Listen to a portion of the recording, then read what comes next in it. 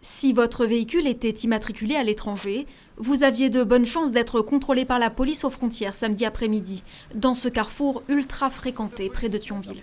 C'est le cas de cet automobiliste, porteur d'une plaque belge revenant du Luxembourg. Pour lui, pas besoin de présenter la preuve d'un test PCR négatif de moins de 72 heures car il est frontalier. Il n'est pas surpris d'une telle opération de contrôle. Moi je pense qu'il n'y a pas eu beaucoup de contrôle depuis un certain moment et je pense que c'est bien de contrôler pour la sécurité de tout le monde, je dirais. Si ce frontalier repart sans être verbalisé, ce n'est pas le cas de tous les automobilistes, comme ces Allemands qui ne sont pas en règle. C'est pas un résultat de test PCR? Non, pas vraiment, non.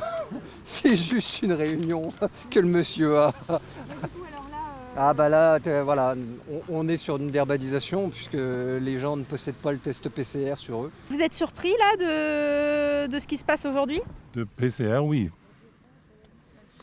Parce que sur le site de Auswärtiges Amt en Allemagne, c'est seulement des tests rapides.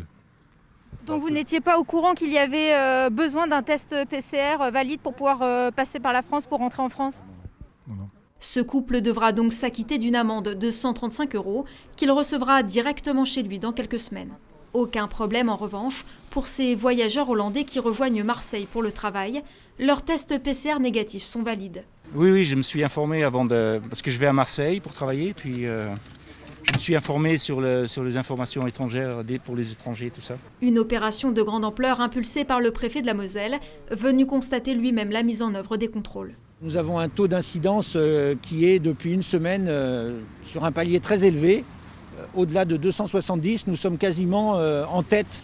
Et c'est pour ça qu'il faut prendre les mesures pour que les règles soient mieux respectées. Éviter le brassage du virus entre populations qui habitent dans des régions différentes, c'était tout l'objectif de cette opération. Sur 300 personnes contrôlées, 13 ont été verbalisées.